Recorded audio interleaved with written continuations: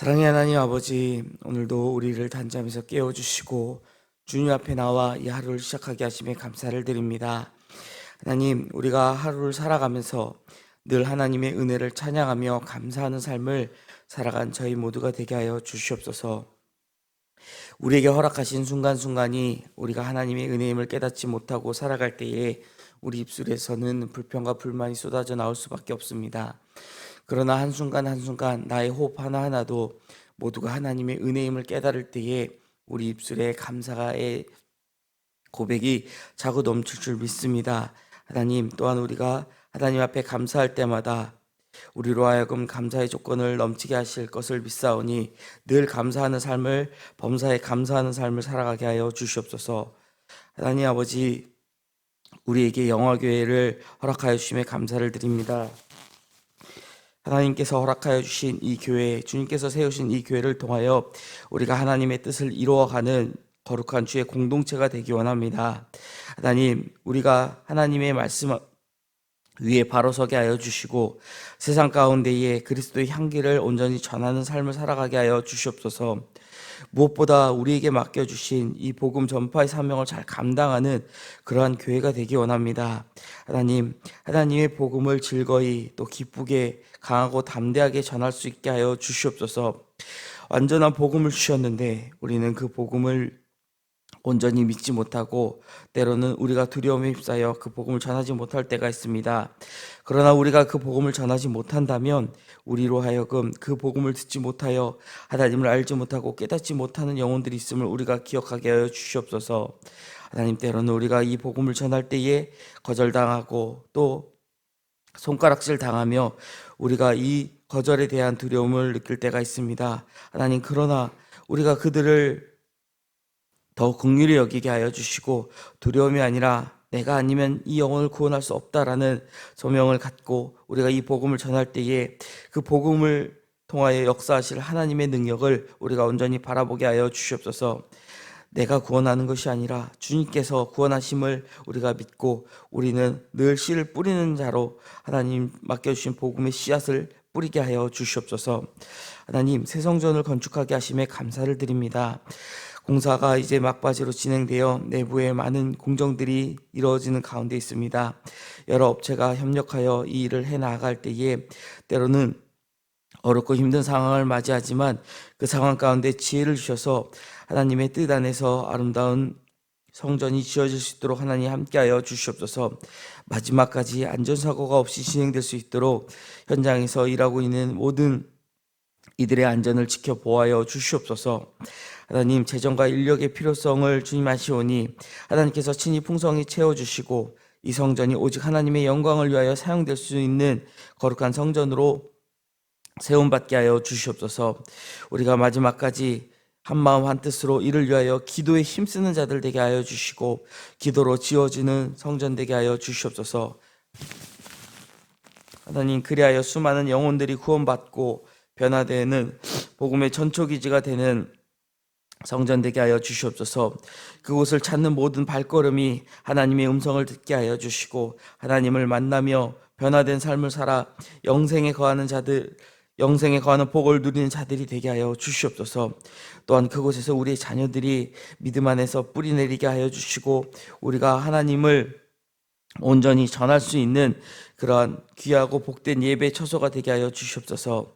세우신 윤광수 담임 목사님, 주님께서 붙들어 주시고 주님 맡겨주신 그 사명을 넉넉히 감당할 수 있도록 영육간의 강건함을 허락하여 주시며 말씀과 기도로 더욱 깊이 하나님과 교통하는 주의 종 되게 하여 주시옵소서. 바쁜 일정 가운데에도 늘 성령님의 인도하심을 따라 걸어가며 주님의 양떼를 향한 사랑과 지혜로 목양함으로써 목양이 부족함이 없도록 인도하여 주시옵소서. 함께 동역하는 부교역자들에게도 성령의 충만함을 부으사 합력하여 선을 이루며 주의 뜻을 이뤄나가며 부족함이 없도록 늘 강건케 하여 주시옵소서. 세워주신 많은 재직들이 있습니다. 하나님, 각자 맡은 하나님 맡겨주신 소명에 충성을 다하며 나아갈 때에 우리가 합력하여 선을 이루며 이 교회를 든든히 세워나갈 수 있을 것을 믿사오니 하나님 각자 개개인에게 성령의 충만함을 부어주시고 필요에 따른 지혜와 물질과 또 시간을 허락하여 주시옵소서. 하나님 또 택함을 받아 직분자로 서기 위하여 한 분의 장로님과 또 10분의 권사님들이 교육 가운데 있습니다. 하나님 앞에 기름 부음 받음이 어떠한 것인지를 깊이 묵상하게 하여 주시고 하나님 앞에 헌신하고 충성될 수 있는 종으로 세워지게 하여 주시옵소서. 아버지, 2학기에 시작된 성경 공부 모임과 구역 모임들, 선교회 모임들, 여러 크고 작은 모임들이 있습니다. 각 모임마다 하나님의 말씀을 나누며 은혜가 넘치는 모임이 되게 하여 주시고 무엇보다 우리가 모이기에 더욱 힘쓰게 하여 주시옵소서. 이를 위하여 헌신하는 리더들이 있습니다. 힘과 능력으로 채우시고 더 큰 은혜를 전하기에 부족함이 없도록 늘 은혜로 채워 주시옵소서. 하나님, 우리의 자녀들을 위해 기도합니다. 세상의 가치관에 흔들리지 않게 지켜보아여 주시고 어려서부터 주님의 말씀을 마음에 새기며 주님을 경외하는 자로서 살아가게 하여 주시옵소서. 학업과 진로의 길에서도 지혜를 주시며 그들이 하나님의 나라의 뜻을 이루는 통로가 될 수 있도록 하나님 함께하여 주시옵소서. 하나님, 우리의 자녀를 양육하고 있는 부모와 또 교회 학교 교사들이 우리 아이들이 하나님의 자녀임을 기억하며 믿음으로써 본을 보이고 우리 자녀들에게 믿음을 전하는 데 부족함이 없도록 하나님 함께하여 주시옵소서. 하나님, 특별히 이 아침도 병상에서 하루를 시작하는 성도들이 있습니다. 육체의 연약함으로 고통받는 이들에게 주님의 치유의 손길을 펼쳐주시고 그들의 마음과 영혼까지도 주님의 위로로 채우사 믿음이 약해지지 않도록 붙들어 주시고 치유의 하나님을 바라보며 그 믿음을 붙들며 나아갈 때에 치료의 하나님이 치료의 광선을 바라사 아픈 모든 부위를 속히 치유케 하여 주시고 강건케 하여 주시기를 간구합니다. 하나님, 저들을 위하여 우리가 더욱더 중보하게 하여 주시고 우리가 다시 함께 하나님 앞에 예배할 수 있는 은혜를 누리게 하여 주시옵소서. 내일은 거룩한 주일입니다. 예배를 사모함으로, 말씀을 사모함으로 우리가 주님을 만나고자 하는 기대함으로 주일 예배를 준비하는 하루 되게 하여 주시고 또 거룩한 처소를 내일 우리가 찾을 때에 그 예배의 장소를 나오는 모든 발걸음을 인도하여 주시며 그 나온 발걸음마다 주의 임재를 경험하며 새 힘을 얻는 귀하고 복된 예배 시간 되게 하여 주시옵소서. 이 시간도 주의 말씀 사모함으로 이 자리에 나갔사오니 우리가 말씀 속에서 역사하시는 하나님을 만나게 하여 주시고 그 말씀을 힘입어 오늘 하루를 살아갈 능력을 얻는 귀하고 복된 은혜의 시간 되게 하여 주시옵소서. 감사드리며 모든 말씀 예수 그리스도 이름으로 기도드립니다. 아멘. 우리 계속해서 로마서 10장 14절부터 말씀 함께 보겠습니다. 로마서 10장 14절부터 21절까지의 말씀입니다. 로마서 10장 14절부터 21절까지의 말씀 이제 저와 함께 봉독하도록 하겠습니다. 그런즉 그들이 믿지 아니하는 일을 어찌 부르리요? 듣지도 못한 일을 어찌 믿으리요? 전파하는 자가 없이 어찌 들으리요? 보내심을 받지 아니하였으면 어찌 전파하리요? 기록된 바 아름답도다. 좋은 소식을 전하는 자들의 발이어함과 같으니라. 그러나 그들이 다 복음을 순종하지 아니하는도다. 이르되 주여 우리가 전한 것을 누가 믿었나이까 하였으니 그러므로 믿음은 들음에서 나며 들음은 그리스도의 말씀으로 말미암았느니라. 그러나 내가 말하노니 그들이 듣지 아니하였느냐? 그렇지 아니하니 그 소리가 온 땅에 퍼졌고 그 말씀이 땅 끝까지 이르렀도다 하였느니라. 그러나 내가 말하노니 이스라엘이 알지 못하였느냐? 내가 자로서 너희를 시기하게 하며 미련한 백성으로서 너희를 노엽게 하리라 하였고 이사야는 매우 담대하여 내가 나를 찾지 아니한 자들에게 내가 묻지 아니한 자들에게 나타났노라 말하였고 이스라엘에 대하여 이르되 순종하지 아니하고 거슬러 말하는 백성에게 내가 종일 내 손을 벌렸노라 하였느니라. 아멘. 오늘 말씀은 사도 바울이 이 전도에 관하여 특히 한 사람이 구원을 받게 되는 그 과정 가운데에 어떤 과정을 거치게 되는지 그 전 과정을 논리적으로 순서에 따라 진술하는 내용이 담겨져 있습니다. 전도라는 어떻게 보면 때로는 부담스러운 그 주제가 얼마나 중요한 것인지 또 얼마나 꼭 필요한 것인지 오늘 본문은 잘 피력하고 있습니다.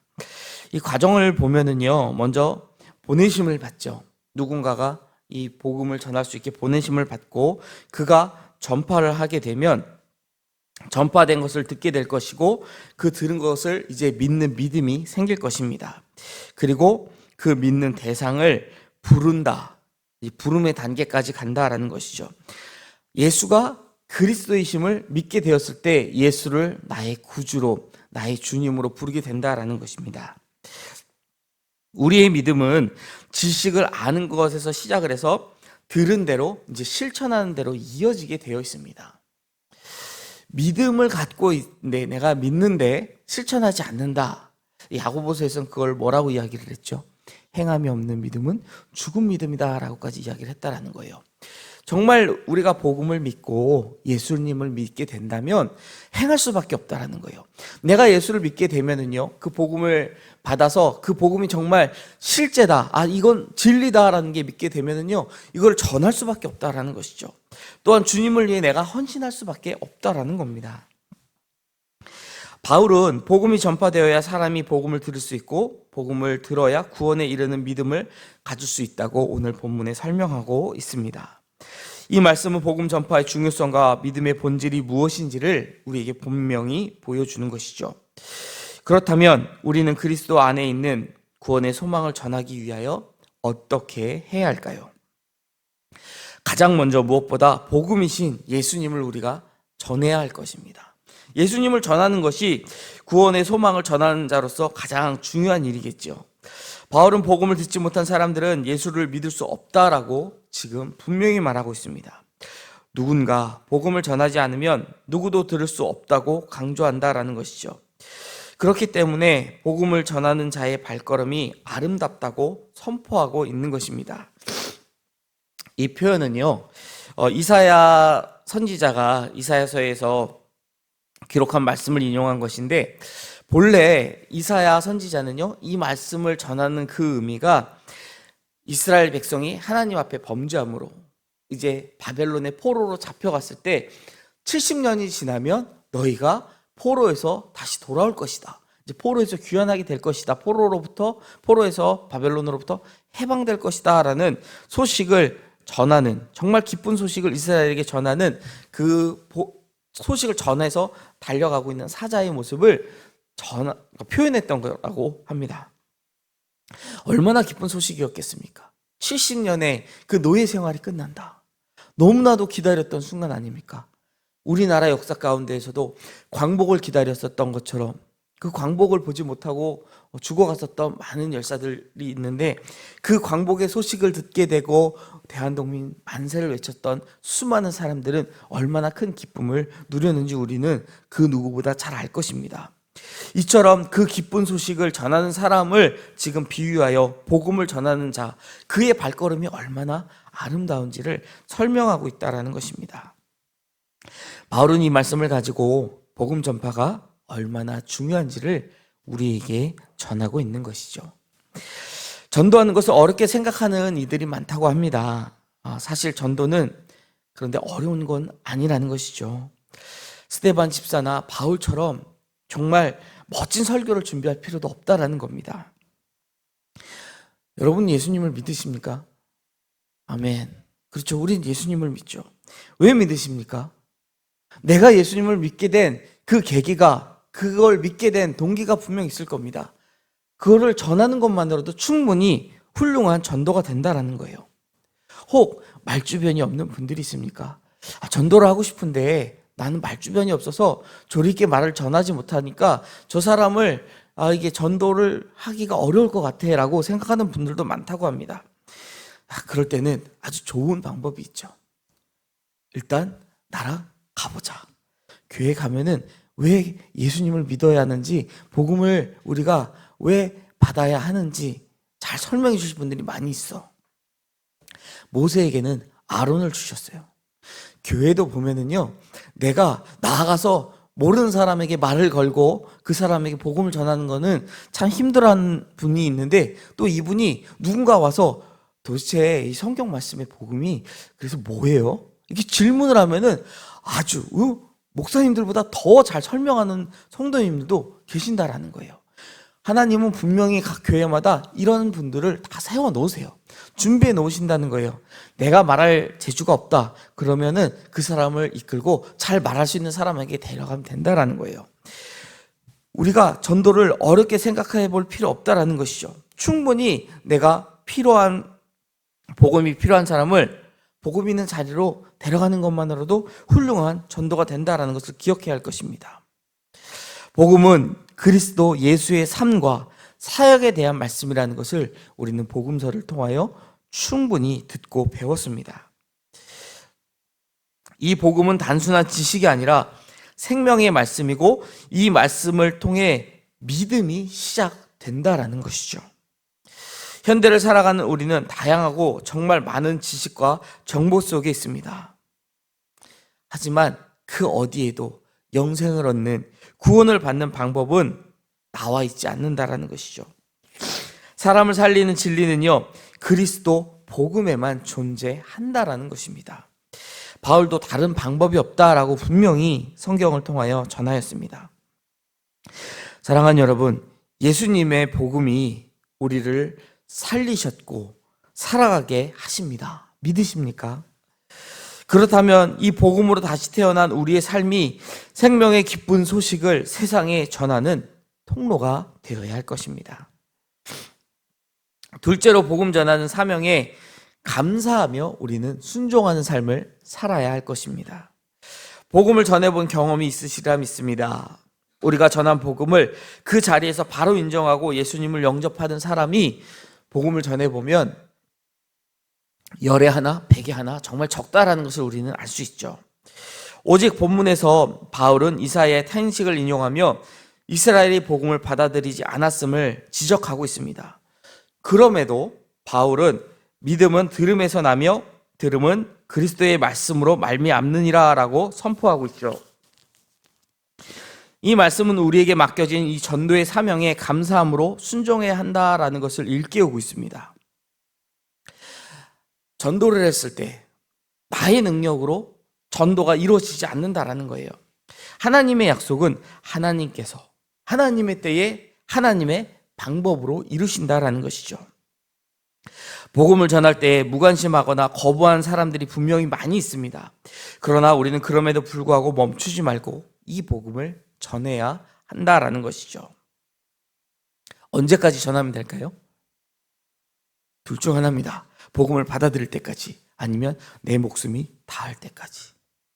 내 목숨이 다해도 이 복음이 전해지지 않을지 모릅니다.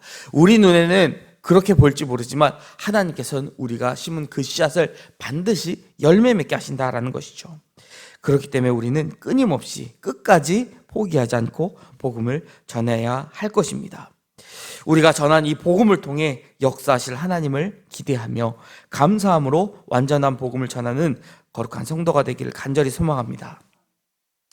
마지막으로 우리는 핍박 중에도 긍휼한 마음으로 복음을 전하는 삶을 살아야 할 것입니다. 복음 전하는 것 분명 결코 쉬운 일은 아닙니다. 때로는 환난과 핍박을 당할 수도 있습니다. 이것은 어찌 보면 이미 예수님께서 우리에게 예언하신 내용입니다. 하나님 대신 우리 주님께서 우리에게 세상이 너희를 미워할 것이다. 그러나 염려하지 마라. 내가 이미 세상을 이겼다. 너희를 미워하는 것은 오히려 당연한 것이라고 이미 말씀하셨다라는 것이죠. 사람들이 복음을 거부하는 이유를 듣지 못했거나 이해하지 못했기 때문이 아니라고 오늘 본문은 우리에게 전하고 있습니다. 우리를 거절하고 우리를 핍박하고 손가락질하고 무시하고 이런 거절하는 그 이유, 그것은 그들이 복음을 제대로 알지 못하고 이해하지 못함이 아니라는 것입니다. 오늘 본문에서 바울은요, 시편과 신명기 또 이사야 말씀을 인용하면서 이스라엘이 듣고 이해할 수 있었음에도 불구하고 복음을 거부한 이유는 그들의 불순종 때문이라고 말씀하고 있습니다. 죄인인 인간의 자율성과 자존심은 복음 앞에서 무너지길 원치 않는다라는 거예요. 내 자존심이 결코 굴하고 싶지 않다라는 겁니다. 그러나 하나님은 여전히 순종하지 않고 거슬러 말하는 사람을 향해서 그의 두 팔을 벌리고 그를 기다리고 계십니다. 하나님은 죄인을 향한 당신의 사랑을 절대 포기하지 않는 분이시라는 거예요. 정말 엄청난 모욕을 당했다 할지라도, 우리는 마음이 상해서 무너졌다 할지라도 하나님은 그럼에도 불구하고 그가 구원받기를 원하신다라는 거예요. 왜냐하면 그를 위하여 예수 그리스도를 십자가에 내어 주셨기 때문이죠. 세상에 곱지 않은 시선과 말들이 우리의 마음을 분명 아프게 할 것입니다. 이 전도를 어려워하는 분들 가운데 많은 분들이 전도했을 때 거절당하는 거에 두려움이 있다라고 합니다. 왜 안 그렇겠습니까? 내가 얘기했는데 제정신이냐고, 아직도 그런 소리 하냐고, 생각이 있냐고, 세상에 신이 어디 있냐고, 배울 만큼 배웠다는 사람이 아이고, 이러면서 무시를 당하는 이들도 있다고 합니다. 그런데 그런 거절, 우리가 두려워할 수 있지만 그 두려움 가운데 기억해야 할 것은, 그렇게 이야기하는 그 대상을 우리는 더 긍휼히 여겨야 된다는 거예요. 내가 전하지 않으면, 내가 구원시키기 위하여 이 복음을 내가 구원시키는 게, 주님이 나를 통하여 이 사람을 구원시키지 못하신다면 그가 가야 할 곳은 지옥밖에 없다라는 거죠.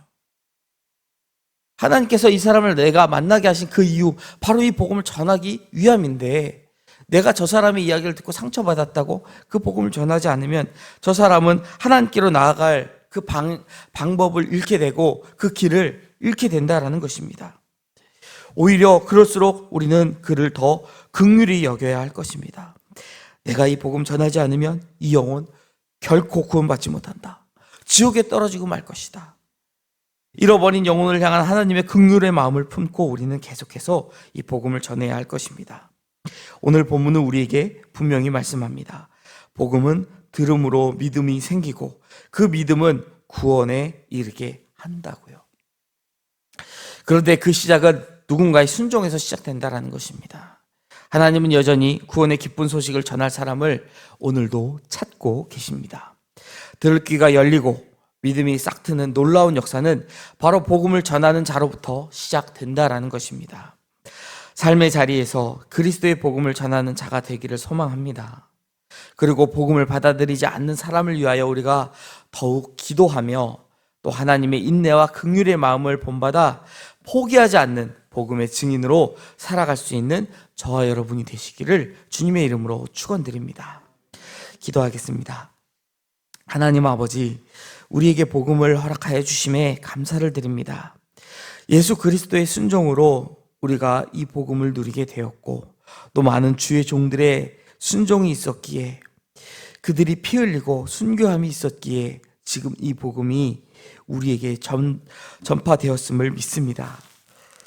하나님, 우리도 하나님께 순종하여 이 복음을 전하는 데 힘쓰게 하여 주시고, 하나님의 복음을 전하는 일을 감당하는 거룩한 주의 백성 되게 하여 주시옵소서. 우리가 주의 복음을 전할 수 있는 강하고 담대함을 주시며, 우리가 복음을 전할 때마다 그 복음을 듣는 이들이 그 복음의 씨앗이 심겨지는 놀라운 역사가 일어나게 하여 주시옵소서.